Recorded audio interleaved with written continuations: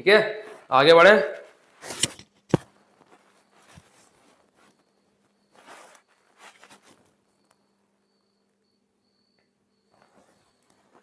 हाँ भाई, अब थोड़ा सा आगे बढ़ते हैं और इनके जानते हैं भेद कितने होते हैं। ठीक है, संज्ञा के भेद की बात करनी है अब हमें। अगर संज्ञा के भेद पूछने बैठेंगे ना भाई साहब, बड़ी समस्या में फंस जाते हैं। यहाँ पे आके देखो, 2 भी होते हैं, 3 भी होते हैं, 5 भी होते हैं। अब क्या कहेंगे?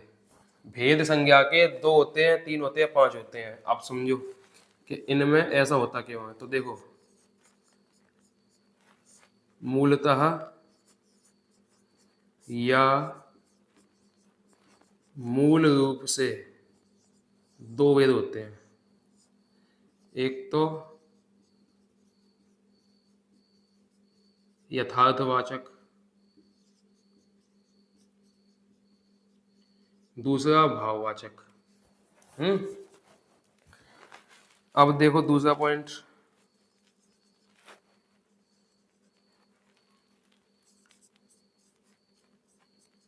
उत्पत्ति,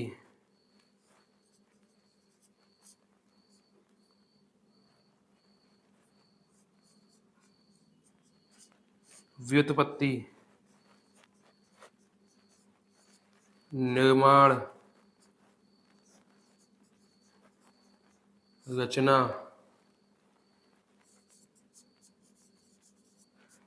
व आधुनिक हिंदी के आधार पर 3 होते हैं। अब यहां 3 कैसे होंगे?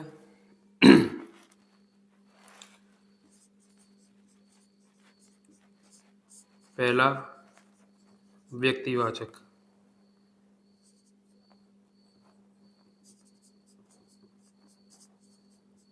दूसरा जातिवाचक, और तीसरा है भाववाचक। ठीक है, अब तीसरा देखो, 2 हो गए, 3 हो गए। अब देखो 5 कैसे होंगे। तो 5 के लिए ध्यान रखना,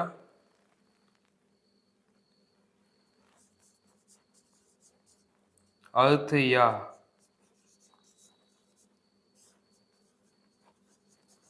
प्राचीन हिंदी के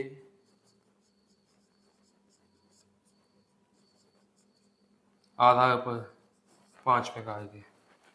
अब ये 5 समझो कैसे कैसे, 1 2 3 4 5। पहला समझ लो आप व्यक्तिवाचक,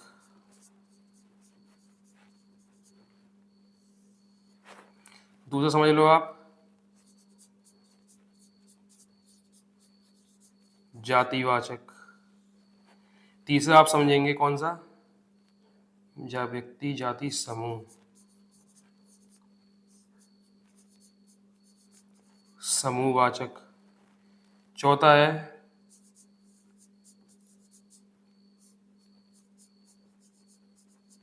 पदार्थवाचक, और 5वां है भाववाचक। ये हो गया 5 प्रकार के। अब देखो क्वेश्चन कैसे बनेंगे। ठीक है, अब क्वेश्चन अगर पूछे जाएंगे ना संज्ञा कितने भेद होते हैं, तो आपको जैसा ऑप्शन मिले वैसा देखना है। अगर 2 का मिलता है 2 लगाओ, 3 का मिलता है 3 लगाओ, 5 का मिलता है 5 लगाओ, लेकिन तीनों इकट्ठे नहीं मिलेंगे। पहला पॉइंट ध्यान रखना, ये तीनों के तीनों पॉइंट, तीनों के तीनों प्रकार से इकट्ठे एक प्रश्न में ऑप्शन नहीं मिलेंगे। या तो 2 मिलेंगे, या 3 मिलेंगे, या 5 मिलेंगे। ठीक है, पहला क्वेश्चन ऐसे बनेगा। दूसरा अगर पूछा जाएगा, दूसरा पूछा जाएगा कि भाई संज्ञा के मूल रूप से कितने भेद हैं, संज्ञा मूलतः कितने प्रकार की होती है, तो सीधा सीधा 2 प्रकार की होती है। संज्ञा रचना के आधार पर कितने प्रकार की होती है, 3 प्रकार की होती है।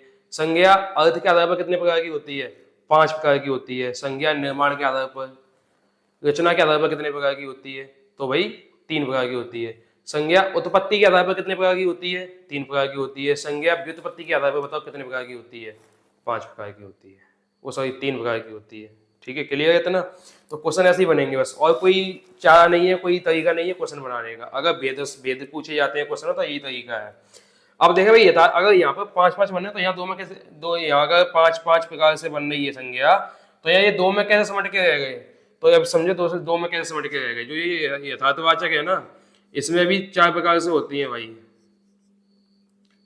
4 प्रकार से कैसे होगी ये देखो, 1 2 3 4। यहीं पे तो मिल जाएगा व्यक्तिवाचक, यहीं तो मिल जाएगा भाववाचक, नहीं भाव तो नीचे हो ही गया, जाति मिल जाएगा जातिवाचक, यहीं मिल जाएगा तो मैं समूहवाचक, और यहीं पे मिल जाएगा चौथे में ही तो मैं पदार्थवाचक। लो भाई हो गए 4 प्रकार से। अब पूछें भाई अगर यहाँ भी 5 हो गए, यहाँ भी 5 हो गए, तो फिर यहाँ क्यों नहीं हुए 5? तो यहाँ 5 करने के लिए इसमें मिलेंगे आपको 2 प्रकार से। कैसे कैसे? एक मिलेगा आपको यहाँ व्यक्ति जाति भाव समूह मिलेगा, और दूसरा मिलेगा पदार्थ। वाचक शब्द तो आप खुद ही लगा लोगे ना सभी में।